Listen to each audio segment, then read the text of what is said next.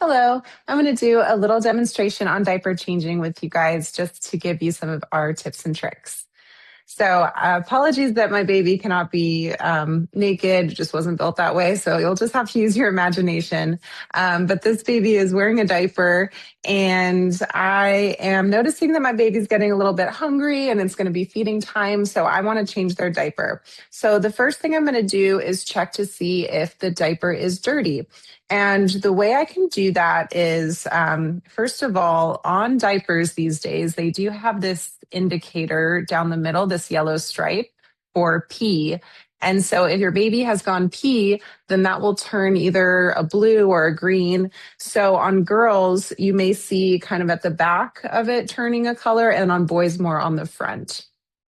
And then if I'm checking for poop, I'm going to just lift the leg and be looking all around and make sure I do a really thorough check.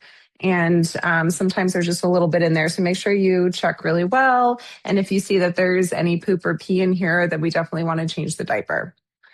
So I'm going to get my clean diaper. And what I like to do, you don't have to do this, but I like to take the clean diaper, open it up with the Velcro on the back, and I put the clean one under the dirty like this. This is going to serve as a nice barrier so that if your baby starts to pee or poop in the middle of a diaper change, which they often do, it's just going to go onto that clean diaper and it's not going to get all of your crib linen and everything underneath, whatever you're changing them on, all dirty. And then it's going to save you a couple loads of laundry. So I've got my clean diaper underneath and I have my wipes. And then I'm going to open up the dirty diaper and start cleaning up. So I've got my wipe. So some people ask us, do I need to use, a separate wipe for every part? And no, you can start cleaning up and just kind of fold over the dirty part and just make sure you're using a clean part on the next area and make sure you get all the creases. On boys, they can get poop under their scrotum and, it can go kind of in all the little creases around their butt. So just kind of making sure that you're doing a really thorough job. If you have a girl baby, make sure that when you're wiping between the labia, you are using a clean area of the wipe and you are wiping front to back. That's going to help decrease urinary tract infections because we're not pushing the poop into that area. So just do your best with that to use a clean wipe and wipe front to back on girls.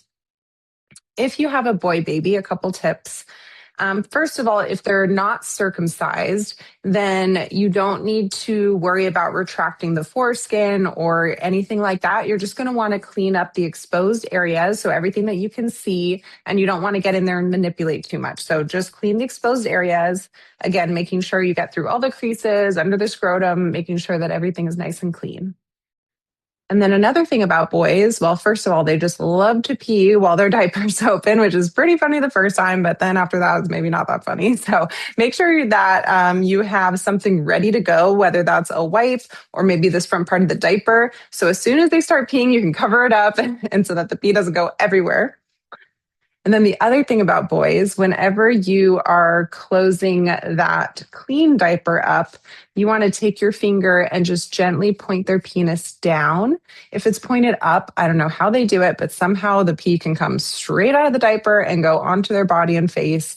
And yeah, I don't know how they do that, but make sure that doesn't happen to you just by making sure it's pointed downward, okay? So when you're putting that fresh diaper on, if the baby still has an umbilical cord stump, so they're still kind of healing in their belly button area, you're going to want to actually fold the diaper down and then place it down and then put the Velcros on. And that's going to create a nice gap between the top of the diaper and their belly button, which hopefully is like about here, so that the stump or the scab that's healing on their belly button doesn't get irritated by that diaper rubbing on it. So you're just kind of folding it down to create a nice barrier between the belly button area and the top of the diaper. And the other thing that new parents do a lot is they don't do the Velcro straps to be tight enough. So oftentimes they'll just kind of gently put the strap on. And then the next time you go to change your baby's diaper, their baby, they're like sagging like this and all the poops like all over here. So you definitely want to go a little bit tight. They're kind of stretchy. So kind of come tight and maybe in like a slightly over and downward motion so that, I kind of exaggerated that, but kind of coming over the hip and down. And that's going to really keep the diaper nicely in place. All right. So you did it. You cleaned up your baby and they are nice and happy and ready to eat.